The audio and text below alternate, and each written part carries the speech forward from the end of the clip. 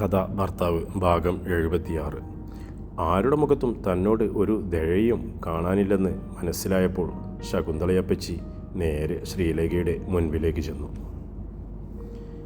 ഇതിൽ കൂടുതലൊന്നും തനിക്ക് പറയാനില്ലെന്ന മട്ടിൽ ശ്രീലേഖ അവരുടെ മുഖത്തു നിന്നും നോട്ടം മാറ്റി. നീയും ഈ ചെറ്റകളോടൊപ്പം ചേർന്ന് അപ്പച്ചിയെ തോൽപ്പിക്കാൻ അല്ലേടി നീ ചെവിയിൽ നൊളിക്ക മോളെ. ഈ ഗോപി ഇവനെൻ്റെ ആങ്ങളയാ, എന്നാലും പറയാതിരിക്കാൻ വയ്യ. ഇവൻ്റെ മനസ്സ് ശരിയല്ല മക്കളെ. അത്രയും പറഞ്ഞ ശേഷം അവർ സുനിതയെ നോക്കി. നീയും കൂടെ കേൾക്കാനാ മോളെ അപ്പച്ചി പറയുന്നത്.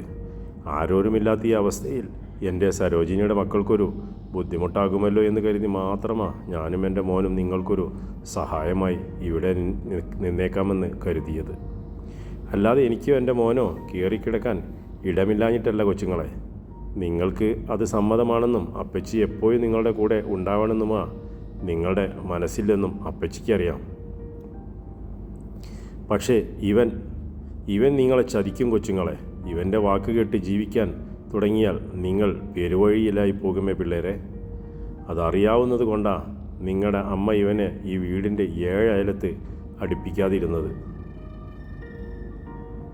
നിങ്ങൾക്കത് ഇപ്പോൾ മനസ്സിലാവില്ലായിരിക്കും. പക്ഷേ ഈ ചതിയനെ തിരിച്ചറിയുമ്പോഴേക്കും നിങ്ങൾ വൈകിപ്പോകും മക്കളെ. ശകുന്തളപ്പച്ചി ദേഷ്യത്തോടെ മനസ്സിൽ പക നിറച്ച് ഗോപിനാഥനെ നോക്കി. അയാൾ പക്ഷേ അതൊന്നും തന്നെക്കുറിച്ചല്ല പറയുന്നതെന്ന മട്ടിൽ നിന്നതേയുള്ളൂ. നല്ല ഒന്നാന്തരം കൂടപ്പിറപ്പ്. കോമളം അവരെ നോക്കി പുച്ഛത്തോടെ പറഞ്ഞു. ഇനിയെങ്കിലും നിങ്ങൾ മനസ്സിൽ നിന്നും കുശുമ്പും കുന്നായ്മയുമൊക്കെ ഒന്ന് എടുത്തു കള ചേച്ചി. നമ്മുടെയൊക്കെ നല്ല കാലത്തിൻ്റെ ഭൂരിഭാഗവും തീർന്നു കഴിഞ്ഞിരിക്കുക. എന്നിട്ടും അവിടെയും ഇവിടെയുമൊക്കെ ഓടി ഓടി നടന്ന് ഓരോ വീട്ടിലും കുത്തിത്തിരിപ്പുണ്ടാക്കിയിട്ട് നിങ്ങൾ എന്ത് നേടി ചേച്ചി? നീ പോടി അവിടുന്ന്. ശകുന്തളയപ്പച്ചി കോമളത്തിന് നേരെ തിരിഞ്ഞു. നീ അപ്പറഞ്ഞത് നിന്റെ തൊഴിലാ. അതിനാണല്ലോ സരോജിനി പോയോടെ നീ ഇവിടേക്ക് നൊയിന്ന് കയറിയത്. അല്ലെങ്കിൽ നിനക്കെന്താ ഈ വീട്ടിൽ കാര്യം? നിന്റെ സ്വന്തക്കാരുടെയോ ബന്ധുക്കാരുടെയോ വീടാണോ ഇത്? അല്ലല്ലോ. ചക്കാലേക്ക് വന്നവളാ നീയെങ്കിൽ അത് കഴിഞ്ഞ് ഞണ്ണാൻ കിട്ടിയത് വാങ്ങി ഞെണ്ണിയിട്ട് പൊക്കോണം. അല്ലാതെ ഞങ്ങൾ കുടുംബക്കാർക്കിടയിൽ കയറി ആള് കളിക്കരുത്. എനിക്ക് മനസ്സിലാവാഞ്ഞിട്ട് ചോദിക്കുക. ഞാനും എൻ്റെ ആങ്ങളെയും തമ്മിലുള്ള പ്രശ്നത്തിൽ നിനക്കെന്താടി കാര്യം? നിങ്ങൾ തമ്മിലുള്ള പ്രശ്നത്തിൽ എനിക്കെന്തെങ്കിലും കാര്യമുണ്ടായിട്ടല്ല ചേച്ചി. സംസാരിക്കുമ്പോൾ ചേച്ചി സാഹചര്യം കൂടി നോക്കണം. ഇതൊരു മരണം നടന്ന വീടല്ലേ ചേച്ചി. ഇവിടെ നിന്ന് ഇങ്ങനെയൊക്കെയാണോ സംസാരിക്കേണ്ടത്? ആരോട് ഏത് നേരത്ത് എങ്ങനെ സംസാരിക്കണമെന്നൊന്നും നീ എന്നെ പഠിപ്പിക്കേണ്ടടി. അതിന് ശകുന്തളയുടെ മുമ്പിൽ നീയൊന്നും വളർന്നിട്ടില്ല. അവളൊരു ട്യൂഷൻ ടീച്ചർ വന്നിരിക്കുന്നു. നിലത്ത് നിൽക്കടി. നീ ഈ തുള്ളിച്ചാടുന്നതൊക്കെ എന്ത് കണ്ടിട്ടാണെന്ന് എനിക്കറിയാം. ഈ പെൺപിള്ളേരെ വഴി തെറ്റിക്കണം എന്ന ഒറ്റ ഉദ്ദേശമേ നിനക്കുള്ളൂ. അവളുമാരാണെങ്കിൽ അതിനകത്ത് തുള്ളിയും കൊണ്ട് നിൽക്കുകയും. കൊഞ്ച് ചാടിയാൽ മുട്ടൊപ്പം, പിന്നെ ചാടിയാൽ ചട്ടിക്കകത്താണെന്ന് അവൾമാർക്കറിയില്ലെങ്കിൽ അവളുമാരുടെ പുതിയ അമ്മവേഷം കെട്ടി നിൽക്കുന്ന നീയൊന്ന് പറഞ്ഞു കൊടുത്തേക്ക്. നാണം കെട്ട വർഗങ്ങൾ. എങ്ങാണ്ട് കിടന്ന് ഏതോ ഒരു പേച്ചവൾ വന്ന് എന്നെ തല്ലിയിറക്കി വിടുന്നത് കണ്ട് രസിക്കുന്നു കണ്ടില്ലേ 2 എണ്ണം. ഇതിനൊക്കെ നീ രണ്ടും അനുഭവിക്കടി. അനുഭവിക്കാതെ എവിടെ പോവാൻ? കെട്ടിയോനെ തളയെ കൊണ്ട് കൊല്ലിപ്പിച്ചിട്ട് അവൾ ഞെളിഞ്ഞു നിൽക്കുന്നു. എന്തെങ്കിലും ഒരു കൂസലുണ്ടോയെന്ന് നോക്ക്. ഏതായാലും അമ്മയുടെയും കെട്ടിയോൻ്റെയും ശല്യം ഒറ്റയ്ക്ക് തീർന്നു കിട്ടിയ സന്തോഷം കണ്ടില്ലേ അവളുടെ മുഖത്ത്. ഇനി നിനക്ക് പഴയ കാമുകനെ വിളിച്ച് ധൈര്യമായി വീട്ടിൽ കയറ്റാമല്ലോ. അതിനു വേണ്ടിയല്ലേ നീ ഇതെല്ലാം ചെയ്തു കൂട്ടി വെച്ചത്? ഞാൻ പോവാടി. ദൈവമെന്നൊരാൾ മുകളിലുണ്ടെങ്കിൽ നിന്റെ കാമുകനും കൂടി ഈ വീട്ടിൽ നാട്ടുകാർ വളഞ്ഞു പിടിച്ച് പൂട്ടിയിടുന്ന കാഴ്ച എനിക്ക് കാട്ടിത്തരുമടി. അന്ന് വരും ശകുന്തള ഒരു തവണ കൂടി നിന്റെ മുമ്പിൽ. നീ നാറി നാണം കെട്ട് തലയും കുനിച്ച് ഇവിടെ നിൽക്കുന്ന കാഴ്ച കാണാൻ. ശകുന്തളയപ്പച്ചി കുനിഞ്ഞ് താൻ കൊണ്ടുവന്ന 2 ബാഗും കയ്യിലെടുത്ത് ഒരെണ്ണമെടുത്ത് ഏണിൽ വെച്ചും കൊണ്ട് അവൾ ഞെളിഞ്ഞു നിന്നതോടെ കോമളം വന്ന് അവരുടെ കൈക്ക് പിടിച്ചു. അവിടെ നിൽക്ക്. പോകാൻ വരട്ടെ. ഏതായാലും ഇവിടെ നിന്ന് ഇത്രയും പാടിയതല്ലേ ചേച്ചി. എന്നാൽ ഇതുകൂടി കേട്ടിട്ട് വയ്ക്കോ. മുഖത്ത് അടികൊള്ളേണ്ട കാര്യമായി ഇപ്പോൾ ചേച്ചി എൻ്റെ മുമ്പിൽ വെച്ച് എൻ്റെ മകനെക്കുറിച്ച് പറഞ്ഞത്. ഒരു തവണ അത് ചെയ്തു പോയതുകൊണ്ട് ഇനി അത് ഞാൻ ആവർത്തിക്കുന്നില്ല. എൻ്റെ മോനെയും ഈ നിൽക്കുന്ന പെങ്കൊച്ചിനെയും ചേർത്തല്ലേ ചേച്ചി ആക്ഷേപം പറഞ്ഞത്? എൻ്റെ മകന് അവനിഷ്ടപ്പെട്ട ഒരു പെണ്ണിൻ്റെയും വീട്ടിൽ പോയി ഒളിസേവ നടത്തി നാട്ടുകാർ പിടിച്ചുപൂട്ടിയിടുന്ന ഗതികേട് വരുത്തില്ല ചേച്ചി. നിങ്ങൾക്ക് അവനെക്കുറിച്ച് അറിയാത്തത് കൊണ്ടാണ് അങ്ങനെ പറഞ്ഞത്.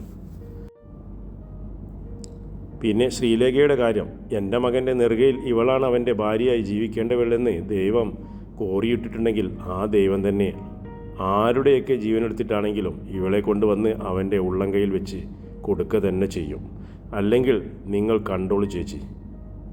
ഓരോരുത്തരുടെ ജീവിതത്തിലും വിധി എന്നൊക്കെ പറയുന്ന ഓരോ കാര്യമുണ്ട്. അതിനെ തടുക്കാനോ മാറ്റിമറിക്കാനോ മനുഷ്യനെ കൊണ്ട് കഴിയില്ല ചേച്ചി. അതിന് ഏത് ദേവേന്ദ്രനായാലും. അവൾ പറഞ്ഞതിനൊന്നും ചെവി കൊടുക്കാതെ ശകുന്തളയപ്പച്ചി മനോഹരനെയും കൂട്ടി അവിടെ നിന്നും ഇറങ്ങിപ്പോയി. റോഡിലേക്കുള്ള പടവുകൾ ഇറങ്ങുമ്പോൾ അവർ ഒന്ന് തിരിഞ്ഞു നോക്കി. അവരുടെ മനസ്സിൽ അപ്പോൾ എന്തായിരിക്കുമെന്ന് അവിടെ നിൽക്കുന്ന എല്ലാവർക്കും അറിയാമായിരുന്നു. ഒരു പേമാരി പെയ്തു കഴിഞ്ഞതുപോലെയാണ് ഏവർക്കും തോന്നിയത്. കൊടുങ്കാറ്റും മിന്നൽ പിണറുകളും ചീറിയടിച്ച് ഒരു മഹാമാരി പെയ്തു കഴിഞ്ഞതിന് ശേഷമുള്ള ശാന്തത. കോമളം അവിടെ നിന്ന് തിരിഞ്ഞു നോക്കുമ്പോൾ ശ്രീലേഖ നിന്നിടം ശൂന്യമായിരുന്നു. അവൾ അകത്തേക്ക് പോയിട്ടുണ്ടാവുമെന്ന ധാരണയിൽ അവർ ഉള്ളിലേക്ക് ചെന്നു. അവൾ ഏറ്റവും പിൻവശത്തുള്ള റൂമിൻ്റെ ഇരുമ്പ് ജനലുകൾ പിടിച്ച് പുറത്തേക്ക് നോക്കി നിൽക്കുകയായിരുന്നു. അവൾക്ക് തൊട്ടു പിന്നിൽ താൻ വന്ന് നിന്നിട്ടും അവൾ അറിഞ്ഞിട്ടില്ലെന്ന് മനസ്സിലായപ്പോൾ കോമളം അവളെ തൊട്ടു പിടിച്ചു. ശ്രീലേഖ പെട്ടെന്ന് തുളുമ്പി വന്ന മിഴികൾ പുറം കൈകൊണ്ട് തുടച്ചു. നീ കരയുവാണോ മോളെ? കോമളം അവളെ പിടിച്ച് തനിക്ക് അഭിമുഖമായി നിർത്തിയപ്പോൾ അവൾ മുഖം കുനിച്ചു. നോക്ക്, അമ്മ അങ്ങനെ പറഞ്ഞതിനാണോ നീ സങ്കടപ്പെടുന്നത്? നിന്റെ മനസ്സിൽ ഇപ്പോഴും സുഖുവിനോടുള്ള ഒരു കുഞ്ഞു സ്നേഹം ബാക്കി കിടപ്പുണ്ടെന്ന് ആർക്കാ അറിയാത്തത്? വിധിയുടെ ഒരു കളിയാട്ടം പോലെ കുറച്ചു നാളത്തേക്ക് നിങ്ങൾ പിരിഞ്ഞു നിൽക്കേണ്ടി വന്നു. അങ്ങനെ കണ്ടാൽ പോരെ മോളെ ഇതിനെ? കോമളം വാത്സല്യത്തോടെ അവളുടെ നെറുകയിൽ മെല്ലെ തഴുകിക്കൊണ്ടിരുന്നു. മതിയോ അമ്മേ? അങ്ങനെ കരുതിയാൽ മതിയോ? ശ്രീലേഖ മുഖമുയർത്തി നിറഞ്ഞ കണ്ണുകളോടെ അവരെ നോക്കി. വിധിയുടെ ആ കളിയാട്ടത്തിനിടയിൽ ശ്രീലേഖയുടെ ജീവിതത്തിലൂടെ അവളുടെ ജീവിതം ചവിട്ടിമെതിച്ചും കൊണ്ട് ഒരാൾ കടന്നുപോയി. ജീവിതം തന്നെയല്ല, ജീവൻ പോലും ബാക്കി വയ്ക്കാതെ അവളെ ഒച്ചയിടറി. ഉള്ളുരുകി ഉലഞ്ഞിറങ്ങി വരുന്ന ആ സങ്കടം കോമളത്തിന് മനസ്സിലാക്കാൻ സാധിക്കുമായിരുന്നു. സംഭവിച്ചു പോയില്ല മോളെ, അതൊക്കെ മറന്നു കളയാനല്ലാതെ എന്തു ചെയ്യാൻ പറ്റും നമ്മൾക്ക്? മറക്കാനോ? എനിക്കതിന് കഴിയുമോ അമ്മേ? ശ്രീലേഖ അവരുടെ രണ്ട് കൈകളും കൂട്ടിപ്പിടിച്ചുയർത്തി തൻ്റെ മുഖത്തോട് ചേർത്തു. നശിച്ചു വെണ്ണീറായിപ്പോയ എൻ്റെ ജീവിതം കൊണ്ട് ആകരുതമ്മേ ഇനി സുഖവേട്ടൻ ഒരു ജീവിതം കരുപ്പിടിപ്പിക്കേണ്ടത് എന്ന്. എന്നെ ഇനിയതിന് കൊള്ളില്ലമ്മേ, ഞാൻ നശിച്ചു പോയവളാ. കോമളത്തിൻ്റെ കൈകളുടെ ലാവ പോലെ പൊള്ളുന്ന കണ്ണീർ തുള്ളികൾ ഒലിച്ചിറങ്ങിക്കൊണ്ടിരുന്നു. മോളെ അങ്ങനൊന്നും പറയല്ലേ എൻ്റെ പൊന്നെ, നിനക്കൊന്നും പറ്റിയിട്ടില്ല. ഒന്നുമില്ല മോളെ. ഇതെന്തൊക്കെയാ ഈ കൊച്ച് ചിന്തിച്ചു കൂട്ടുന്നത്? കോമളത്തിന് സങ്കടം വന്നു. ചിന്തിച്ചു കൂട്ടുന്നതല്ല അമ്മേ യാഥാർത്ഥ്യം. ഈ ലോകമറിയുന്ന യാഥാർത്ഥ്യം. ഒരുപാട് നാൾ ഒരുവൻ കെട്ടിയ താലിയും കഴുത്തിലിട്ട് അവൻ്റെ കിടപ്പറയിൽ കഴിഞ്ഞവളാണ് ഞാൻ. എന്നെ ഇനി ഒന്നിനും കൊള്ളില്ലമ്മേ, മതി നിർത്ത്. കോമളം അവളുടെ വായ പൊത്തി. ഒറ്റ അക്ഷരം മിണ്ടിപ്പോകരുത് ഇനി. ആരോടെങ്കിലും ഒരു തെറ്റ് ചെയ്തിട്ടാണോ മോളെ നിൻ്റെ ജീവിതം ഇങ്ങനെ ആയിപ്പോയത്? അതോ എൻ്റെ ജീവിതം ഇങ്ങനെ ആയാൽ മതിയെന്ന തീരുമാനം നീ എടുത്തിട്ടോ? രണ്ടുമല്ലല്ലോ. നിന്നോടല്ലേ എല്ലാവരും ഞാൻ ഉൾപ്പെടെ തെറ്റ് ചെയ്തത്? ഞങ്ങളിൽ ആരെങ്കിലും ഒറ്റയാൾ വിചാരിച്ചിരുന്നെങ്കിൽ മാറ്റി എഴുതപ്പെടുമായിരുന്ന ജീവിതമല്ലായിരുന്നോ നിൻ്റേത്? പക്ഷേ അത് സംഭവിച്ചില്ലല്ലോ. അന്ന് അത് കാണാനുള്ള കാഴ്ചയോ തിരിച്ചറിവോ ആർക്കും ഇല്ലായിരുന്നു. അല്ലെങ്കിൽ എല്ലാവരും അത് കണ്ടില്ലെന്ന് നടിച്ചു. അതാ അമ്മ പറഞ്ഞത് എല്ലാം വിധിയാണെന്ന്. അമ്മ വിധിയെ പരിചാരി രക്ഷപ്പെട്ടു പോവുകയാണെന്ന് എൻ്റെ മോൾ കരുതിയേക്കല്ലേ. ഇനി ആ ദുർവിധിയോട് കൂട്ടുപിടിക്കാൻ നിന്നെ അമ്മ വിടില്ല. നിന്റെ ജീവിതത്തിൽ അങ്ങനെയൊന്നും സംഭവിച്ചിട്ടേയില്ല എന്നങ്ങ് കരുതി നോക്ക്. ഓർമ്മകൾ വീണ്ടും കുത്തി നോവിക്കാൻ വരുമ്പോൾ അത് ഉറക്കത്തിലെങ്ങോ കണ്ട ഒരു ഭീകര സ്വപ്നമാണെന്ന് മനസ്സിനെ പറഞ്ഞു പഠിപ്പിച്ചേക്കണം. അവർ ഒന്ന് നിർത്തി. ശ്രീലേഖ മറുപടിയൊന്നും പറയാതെ നിൽക്കുന്ന കണ്ടപ്പോൾ അവളുടെ മനസ്സിൽ കൊടുങ്കാറ്റ് അടങ്ങിയിട്ടില്ലെന്ന് അവർക്ക് മനസ്സിലായി. മോളെ, നിനക്കൊരു ജീവിതം വേണ്ടേ കുഞ്ഞെ?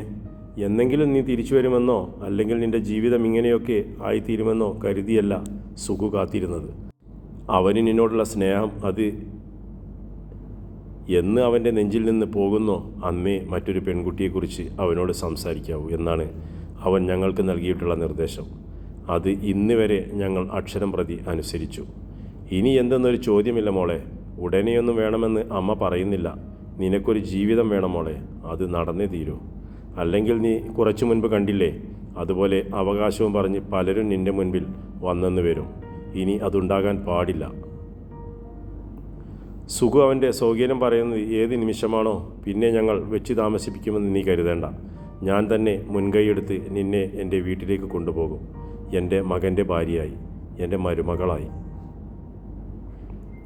അപ്പോഴെങ്കിലും എനിക്ക് നിൻ്റെ ഈ കണ്ണീരിന് ഒരറുതി കാണണം.